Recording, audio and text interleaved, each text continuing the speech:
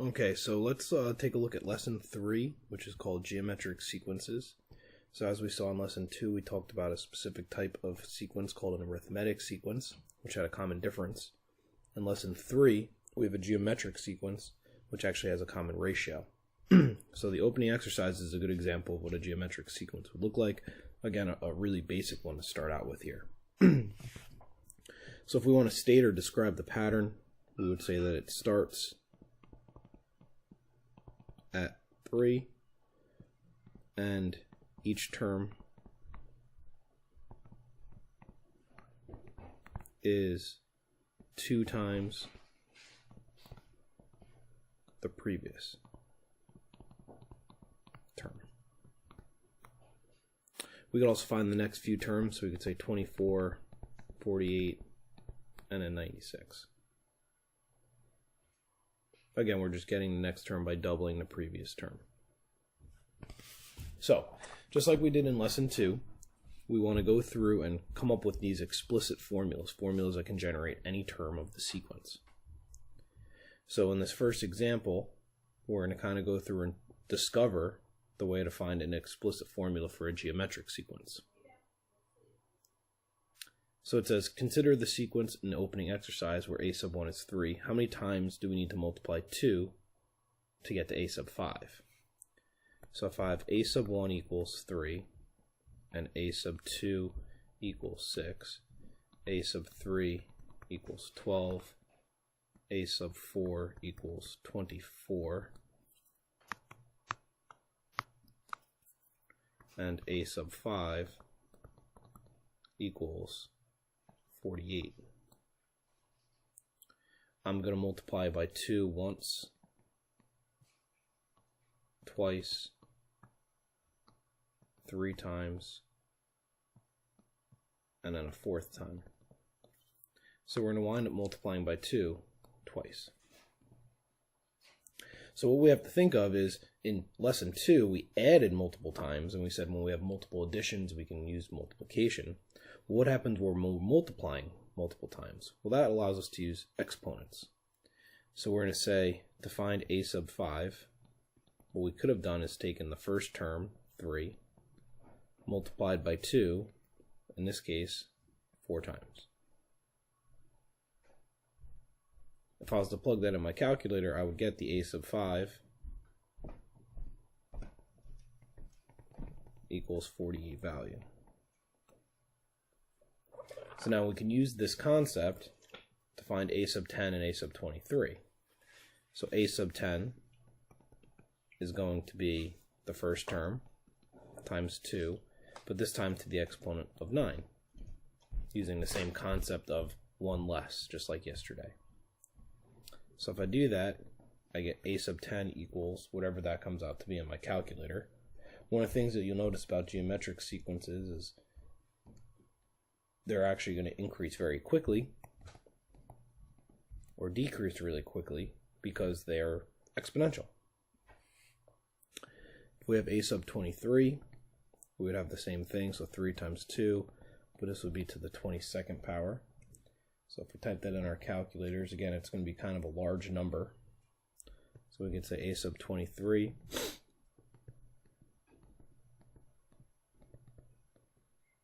going to be, that big number there. But again, all the work is done right in our calculator, so we don't have to worry about it. So then we can write an explicit formula using all of what we've done here for this sequence, this particular sequence. So we can say any term for this sequence is going to be the first term times 2 to the n minus 1. And then this leads us to the generic form of any geometric sequence, which is a sub n equals a sub 1 times r to the n minus 1.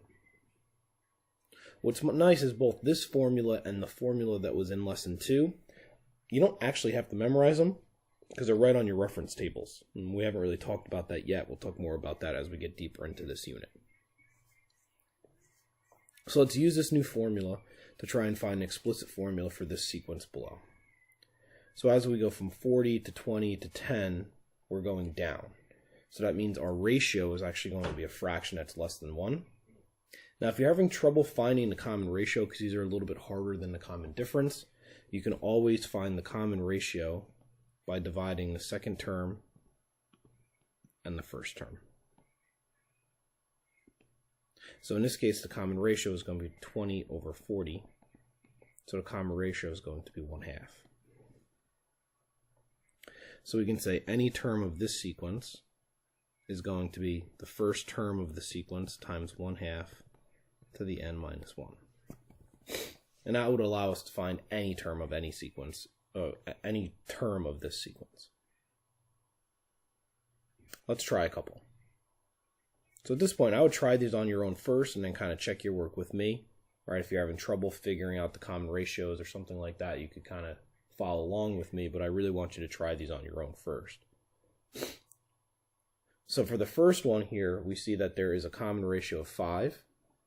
So I know this is going to become a sub n equals 2 times 5 to the n minus 1. Really, the hard part is figuring out what's the common ratio. For the second one, we see that the common ratio is 3. So we can say a sub n is equal to 5 times 3 to the n minus 1. Next one here, this one again is kind of a little tricky, right? So we have to divide the second term by the first term. So the common ratio is going to be 36 over 108, which is 1/3. So we can say a sub n is equal to the first term times the common ratio to the n minus 1.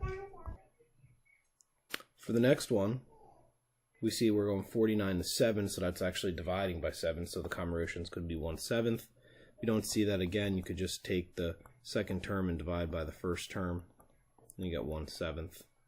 I would stay away from using decimals here. I'd really try and use fractions whenever possible. So if we go through, we have our formula here is going to be a sub n is equal to the first term times the common ratio n minus 1.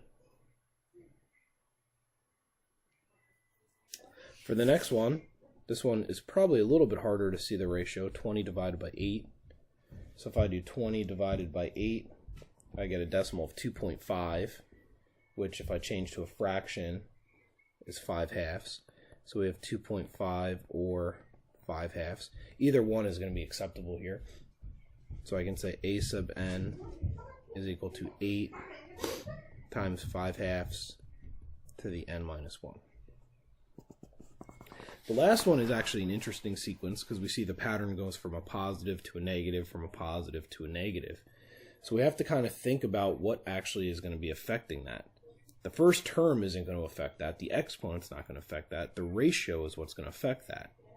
If you think about it, if you have a ratio that's negative, if you raise it to an odd exponent versus an even exponent, it's going to change whether or not the term is going to be positive or negative. Now we could also see that the ratio is negative because if I take the second term and divide it by the first term, I get a negative ratio. So then we can say a sub n is equal to that first term times -2 to the n minus 1.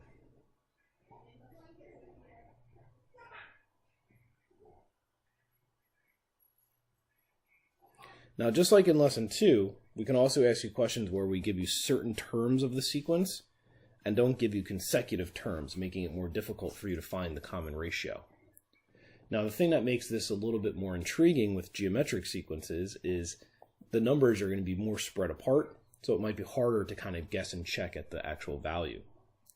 So if I have a sub 2 is 40, I don't know a sub 3, and I don't know a sub 4, but I do know a sub 5 is 1080. Now, there's a couple ways of looking at this question. How I would start by doing it would be multiplying by whole number values. Now, even though we're going from 40 to 1080, by multiplying by small numbers like 2 or 3 or 4, we could actually get there fairly quickly. Like, for example, if I was to guess that 2 is the common ratio, I'd go from 40 to 80 to 160 to 320. Again, not the right value, so I know it's larger than 2. If I was to try 3, so I can say from 40 the next number would wind up being 120, then 360, and then 360 times 3 is 1080. So my common ratio is 3. So now that I know the common ratio, I can work backwards to find the first term. So if I multiply by 3 each time to get the next term of the sequence, to work backwards for the first term, I would actually have to divide by 3. Now I'm going to leave that first term as 40 over 3. I'm not going to change it to a decimal because it would be a repeating decimal, so I wouldn't want to round. So now I can say the explicit formula for this is going to be the first term, 40 over 3, times a common ratio to n minus 1. If you want to check one of these, you could plug it in the calculator as a y equals, and then see if all of these terms pop up. So the x value of 1 should have a y value of 40 over 3, the x value of 2 should have a y value of 40, etc. If we look at number 5, they're asking us to find the 15th term. So we could just keep going back and forth here and be multiplying by -2 the whole time, because that would be the common ratio for this pattern or sequence. But I want to do that 15 times. So if we make an explicit formula, we could then just plug in 15 and we get an answer. So if I know the common ratio is -2, I know that the explicit formula is going to be 5 times -2 to the n minus 1. So if I plug in 15 for n, I have 5 times -2 to the 15 minus 1. So now we have a sub 15 is equal to whatever that comes out to be in my calculator. So I have 5 times -2 to the 14th power. So after we plug that in our calculator, we get 81,920. Now, the other thing that we can do with these more explicit formulas with geometric sequences is we could look at some real-life problems. So question 6 says, a laboratory culture begins with 1,000 bacteria at the beginning of an experiment, which we denote by the time of 0 hours. By time of 2 hours, there are 2,890 bacteria. If the number of bacteria is increasing by a common factor each hour. So one of the things we have to be able to do is decipher whether or not this is an exponential problem or whether or not this is a sequence problem. Because it says common factor, right away that tells us that this is a sequence question. Because remember, on the day of the Regents exam, you're not going to be given a test that's just on sequences or just on exponents. You're going to have to decipher which one is which. And it says how many bacteria are there at hour 1 and also at hour 3.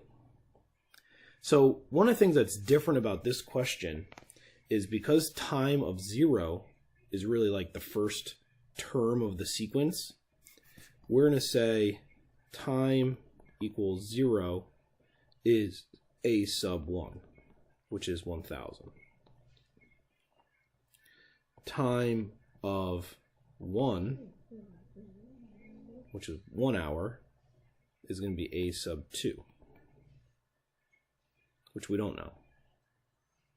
Time of 2 hours is going to be called a sub 3,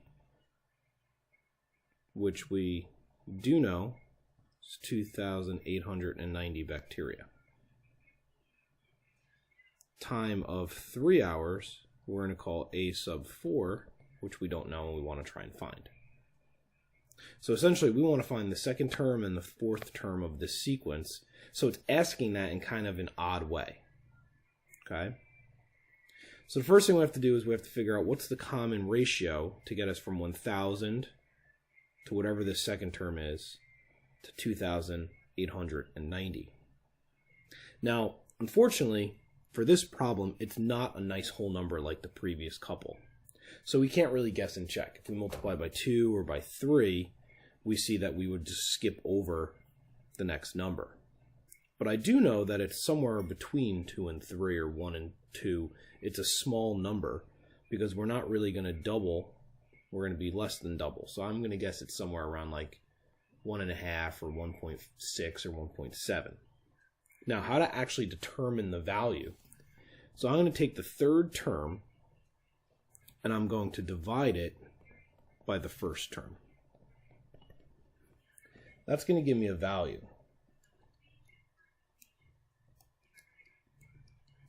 That value is 2.89.